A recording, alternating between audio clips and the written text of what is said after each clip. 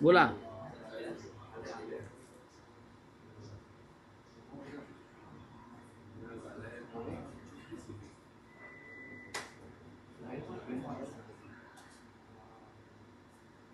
काय म्हणताय?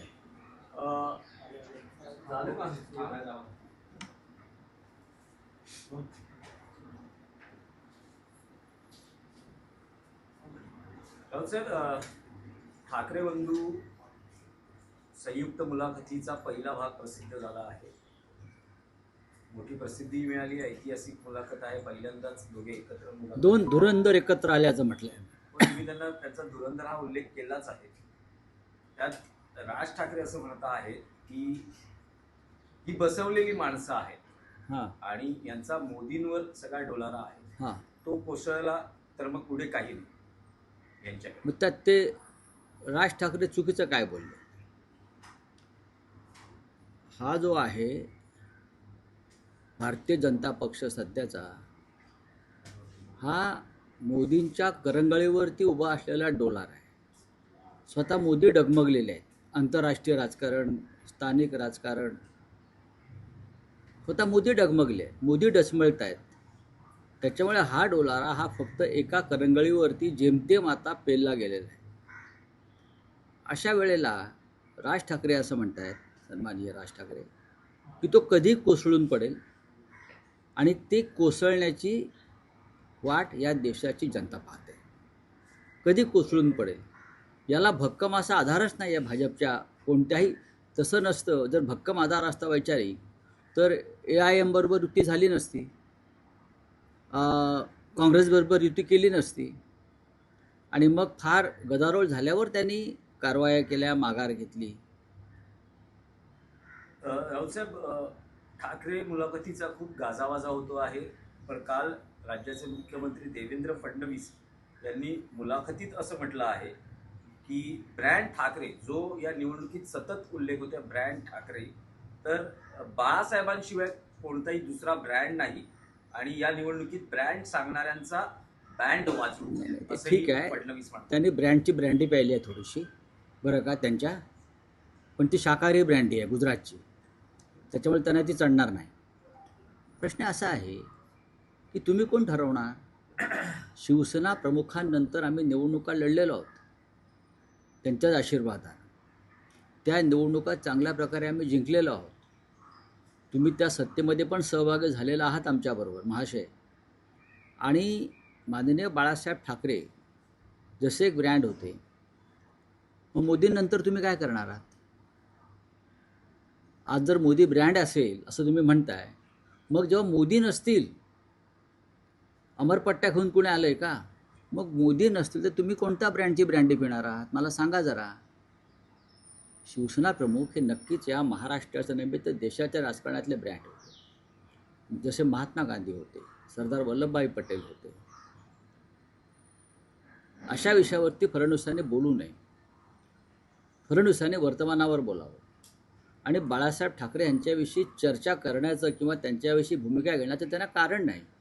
ज्या शिवसेना प्रमुखांचा पक्ष तुम्ही फोडलात, ज्या शिवसेना प्रमुखांच्या चिन्हाची चोरी करून तुम्ही दुसऱ्यांना दिलं, त्यांनी शिवसेना प्रमुखांचा उल्लेख करावा, हे आश्चर्य आहे. राऊतसाहेब, आणखी एक विषय आहे की बिनविरोध निवडणुकीचा. कल्याण डोंबिवलीमध्ये अजून हे बिनविरोध सत्र थांबताना दिसत नाही. याआधी जवळपास 21 उमेदवार इथे बिनविरोध झाले, त्यात शिंदे शिवसेना आणि भाजपचा समावेश आहे. काल सुद्धा हे बिनविरोधचं चक्र अजून सुरू असल्याचं दिसतं आहे. डोंबिवलीमध्ये ठाकरे गटाच्या उमेदवारानं एकनाथ शिंदे यांच्या उमेदवाराला बिनशर्त पाठिंबा दिलाय, माघार घेतली आहे निवडणुकीतून. नाही, ते याविषयी त्या भागातलं काम जे पाहतात त्यांच्याकडून विचारणा सुरू आहे. माझ्याकडे त्या संदर्भात योग्य माहिती नाही आहे, मी त्याच्यावरती उत्तर देणार नाही. पण हे सगळे शेवटी पैशाचेच खेळ आहेत, दबावाचे खेळ आहेत. कोण कोणाच्या मागे जाईल सांगता येत नाही.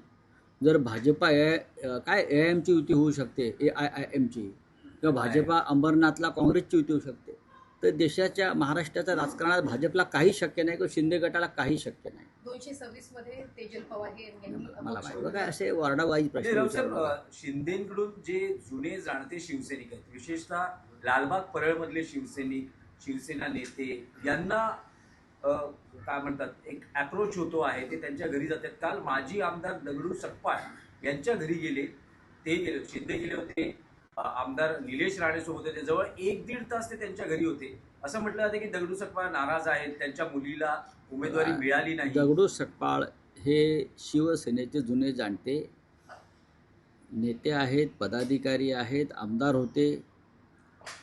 त्यांच्या मुलीला उमेदवारी जशी मिळाली नाही तसे अनेक ज्येष्ठ नेत्यांच्या पदाधिकाऱ्यांच्या जवळच्या लोकांना उमेदवारी मिळाली नाही. जर उमेदवारी मिळाली नसेल त्यामागे काही कारणं असतील. दगडू सकपाळ आणि त्यांचं कुटुंब हे कायम ठाकरे कुटुंबाबरोबरच राहिलं आहे. पण जेव्हा एखादी उमेदवारी विशिष्ट व्यक्तीला दिली जात नाही तेव्हा त्यामागे काही त्या भागातली स्थानिक कारणंसुद्धा असू शकतात आणि ती डावलून उमेदवारी देणं म्हणजे उमेदवाराचा पराभव घडवणं असं असतं. हे आमच्या दगडूदादांना सुद्धा माहिती आहे. ठीक आहे, ते नाराज असू शकतात. आम्ही त्यांच्या घरी जाऊ. मधल्या काळात ते साताऱ्याला किंवा त्यांच्या गावाला जाऊन बसले होते असं मला कळलं. मी चौकशी केली. मी स्वतः त्यांच्याविषयी सद्भावना बाळगणारा माणूस आहे. पण दगडूदादा हे आमचेच आहेत. आता एकनाथ शिंदे, निलेश राणे यांना एक दिवसाची बातमी हवी असते. याला फोडला, त्याला फोडला, त्याच्या या एक दिवसाच्या बातम्या असतात. नंतर हे जे जातात त्यांचं काय होतं, कुठे अदृश्य होतात बरं का, हे कधीच कळत नाही. राऊत साहेब, ईडीने भाजपचे नेते मोहित कंबोज यांच्या विरोधात त्यांच्याबाबतचा क्लोजर रिपोर्ट सादर केला आणि तो स्वीकारला देखील नाही मला माहिती. क्लीन चिट मिळाली. बघा असं आहे की क्लोजर रिपोर्ट भाजपच्या नेत्यांविरुद्धच होणार ना, आमच्या विरुद्ध नाही होणार. ईडीच्या कोर्टानं मला निर्दोष केलेलं आहे पण माझा क्लोजर रिपोर्ट केला नाही. राऊतसाहेब, एक मोठा विषय आहे की असं म्हटलं जातं आहे की महापालिका निवडणुकांनंतर शरद पवार हे एनडीए सोबत जाण्याची दाट शक्यता यासाठी आहे. शरद पवारांचं मन वळवण्याची जबाबदारी अजित पवारांवर सोपवली असल्याचं कळतं आहे. त्यांच्या नेत्यांकडूनही तसेच संकेत मला तसं वाटत नाही की येत आहे. शरद पवारांनी ज्या प्रकारचं आयुष्य, राजकीय जीवन एका विचारधारेसाठी समर्पित केलेलं आहे, हा शाहू फुले आंबेडकर, त्या विचारधारेला सोडून शरद पवार वयाच्या 86व्या वर्षी भारतीय जनता पक्षाबरोबर जातील असं मला सुतराम वाटत नाही, अजिबात वाटत नाही. माझं वारंवार त्यांच्याशी या विषयावर चर्चा होत असते. तेही आमच्याशी मोकळेपणानं बोलत असतात. एक फार मोठ्या विचारांची भूमिका घेऊन 50 वर्षापेक्षा जास्त काळ शरद पवार यांनी महाराष्ट्राच्या राजकारणामध्ये काम केलं. एक पिढी घडवली, अनेक पिढ्या घडवल्या आणि त्या पिढीलाही त्यांनी हाच वारसा दिला, या विचारांचा वारसा दिला यशवंतराव चव्हाणांपासून त्यांनी. अशा वेळेला मला वाटत नाही की माननीय पवारसाहेब हे या वयात इतकी वर्ष राजकारण केल्यावर जात्यंध धर्मांध शक्तींच्या मागे जाऊन स्वतःच्या कारकिर्दीला एक डाग लावून घेते. चला, थँक्यू. सर, याची सुरुवात देवेंद्र फडणवीस असे म्हणाले की ज्या पद्धतीने लोक मतदान करत नाही, ऑस्ट्रेलियामध्ये जे लोक मतदान करत त्यांचा अधिकार काढून घेण्यात, अशाच पद्धतीने नाही, महाराष्ट्रामध्ये देखील निवडणुका याच्यावरती विचार करत नाही. मतदान कोण करू देत नाही? मतदान तुम्हीच करू देत नाहीत. मतदार यादीतून नावं वगळून, SIR सारख्या योजना आणून, दहशत निर्माण करून गावागावात. खरं म्हणजे कारवाई राज्याच्या मुख्यमंत्र्यांवर आणि निवडणूक आयोगावर व्हायला पाहिजे या महाराष्ट्रात आणि देशात. पक्ष फोडून, पक्ष फोडायला निवडणूक आयोगांना मदत करून, मतदारामध्ये गोंधळ निर्माण करून मतदान करूच द्यायचं नाही. जे आपल्या विचाराचे, आपल्या भूमिकेचे नाहीत त्यांना मतदान करू द्यायचं नाही. ऑस्ट्रेलिया कशाला सांगताय? महाराष्ट्रात बघा, नागपुरात बघा आणि मुंबईत बघा मिस्टर फडणवीस. चला, थँक्यू. काँग्रेसचे नेते, काँग्रेसचे 33 खासदार काही वर्षांपूर्वी बिनविरोध निवडून आले होते, तेव्हा लोकशाहीची हत्या झाली नाही का, असा सवाल फडणवीसांनी विचारला आहे. नाही, 33 खासदार जेव्हा देशभरात निवडून आले तेव्हाची राजकीय परिस्थिती ही आजच्यासारखी नव्हती. स्वातंत्र्यानंतर आणि स्वातंत्र्यपूर्व काळातसुद्धा जे वातावरण होतं त्याच्यामध्ये अनेक लोक निवडून आलेत बिनविरोध. मी तुम्हाला एक सांगतो की साताऱ्यामध्ये आनंदराव चव्हाण यांचं निधन झाल्यावर, म्हणजे पृथ्वीराज बाबांचे वडील, तिथे प्रेमला काकू चव्हाण त्यांच्या मातुश्रीनं उभं केलं. तेव्हा अटल बिहारी वाजपेयींनी ठरवलं की तिथे आपला उमेदवार टाकायचा नाही. अटल बिहारींनी ठरवलं आणि ती निवडणूक बिनविरोध झाली. अशा काही निवडणुका महाराष्ट्रामध्ये बिनविरोध झालेल्या आहेत.